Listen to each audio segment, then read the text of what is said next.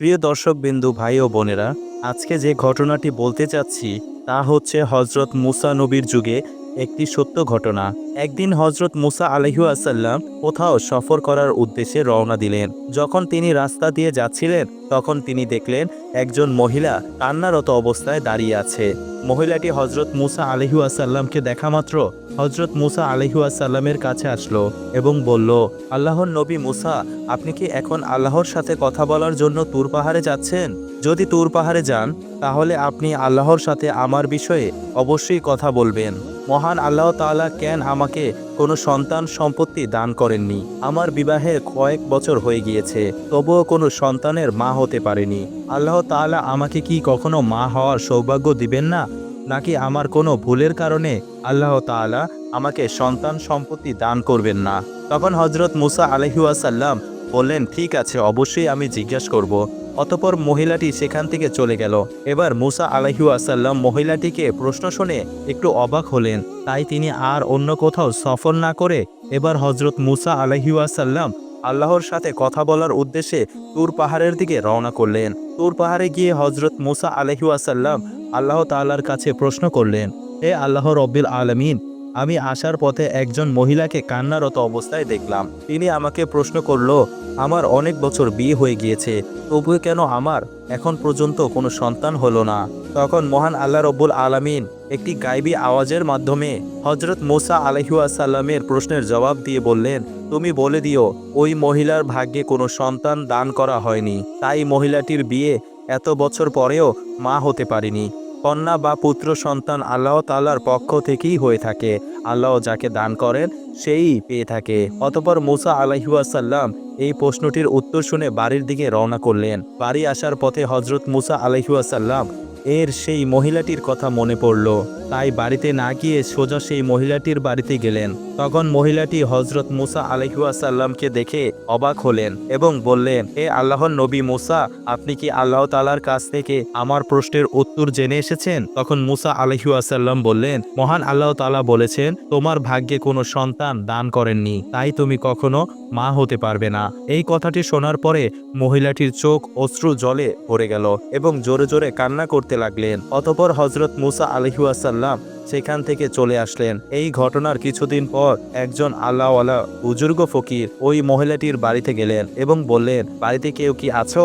আমি একজন ফকির, অনেক দিন ধরে কিছু খাইনি, আমার খুব ক্ষুধা পেয়েছে, দয়া করে আল্লাহর রাস্তে আমাকে কিছু খাবার দান করুন, নিশ্চয়ই আল্লাহ তাআলা আপনার নিয়ত পূর্ণ করবেন। অতঃপর মহিলাটি ফকিরের এই কথা শুনে তার ঘরে আসতে দিল এবং ফকিরকে 4টি রুটি খেতে দিল। অতঃপর মহিলাটি বলল, আপনি তো আল্লাহর ফকির, আপনি একটু আল্লাহর কাছে আমার জন্য দোয়া করবেন। আল্লাহ আমাকে কোনো সন্তান সম্পত্তি দান করেননি, আল্লাহ তাআলা যেন আমাকে সন্তান দান করেন। অতঃপর ফকির রুটি খাওয়ার পরে দোয়া করে সেখান থেকে চলে গেলেন। এই ঘটনার প্রায় কিছু বছর হয়ে গেল। একদিন হঠাৎ মুসা আলাইহিসসালাম আবারও কোথাও সফর করছিলেন। হজরত মুসা আলাইহিসসালাম ওই মহিলাটির বাড়ির পাশ দিয়ে যাচ্ছিলেন। তখন হজরত মুসা আলাইহিসসালাম ওই মহিলাটির কথা মনে পড়ে গেল। এবার হজরত মুসা আলাইহিসসালাম মহিলাটির বাড়ির কাছে গিয়ে দেখলেন ওই মহিলাটির ছোট্ট একটি সন্তান নিয়ে মনের আনন্দে খেলা করছে। মহিলাটি হজরত মুসা আলাইহিসসালামকে দেখে মুসা আলাইহিসসালামের কাছে আসলো এবং বলল, হে আল্লাহর নবী মুসা, আপনি তো বলেছিলেন আল্লাহ তাআলা আমাকে কোনো সন্তান দান করবেন না, আমার ভাগ্যে তা লেখা হয়নি। মহান আল্লাহ তাআলা তো আমাকে একটি সন্তান দান করেছেন। হজরত মুসা আলাইহিসসালাম মহিলাটির কথা শুনে একটু অবাক হয়ে গেলেন এবং এই প্রশ্নের উত্তর জানার জন্য হজরত মুসা আলাইহিসসালাম তখন তুর পাহাড়ের দিকে রওনা হলেন।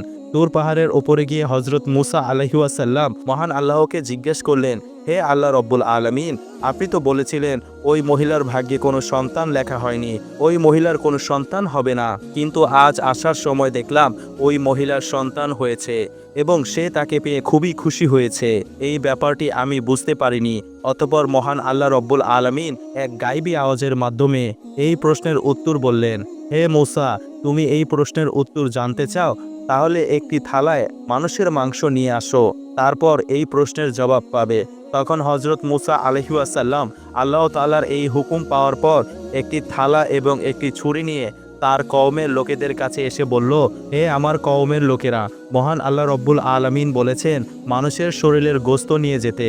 আপনাদের মধ্যে এমন কি কেউ আছেন যে আমার এই থালায় নিজের শরীরের গোশত কেটে দিবেন? হযরত মুসা আলাইহিসসালাম এর কথায় কেউ রাজি হলো না। অতঃপর সবাই সেখান থেকে একে একে চলে গেল। তখন হযরত মুসা আলাইহিসসালাম অত্যন্ত চিন্তিত এবং পেরেশানি হয়ে এদিক ওদিক ঘুরছিল। হযরত মুসা আলাইহিসসালাম যখন মানুষের গোশত না পেয়ে বাড়ির দিকে ফিরে যাচ্ছিলেন, তখন হঠাৎ একজন বুজুর্গ ফকির পিছন থেকে ডেকে বলে, হে আল্লাহর নবী মুসা, তোমার কি হয়েছে? তোমাকে এমন চিন্তিত এবং পেরেশানি দেখাচ্ছে কেন?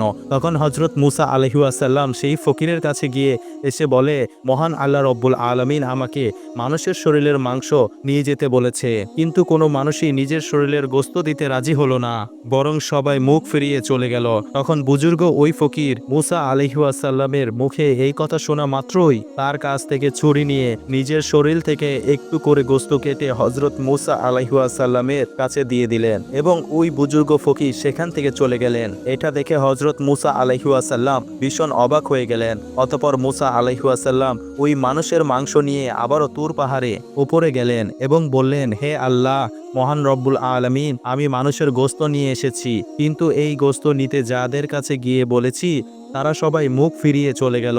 শুধুমাত্র একজন বুজুর্গ ফকির আল্লাহর নাম শোনা মাত্রই তার শরীরের গোশত কেটে আমার কাছে দিয়ে দিয়েছে। তখন মহান রব্বুল আলামিন এক গায়বী আওয়াজের মাধ্যমে হযরত মুসা আলাইহিসসালামকে বললেন, হে মুসা, এই গোশতের জন্য সব মানুষের কাছে যাওয়ার তো দরকার ছিল না, তুমি নিজেই তো যথেষ্ট ছিলে।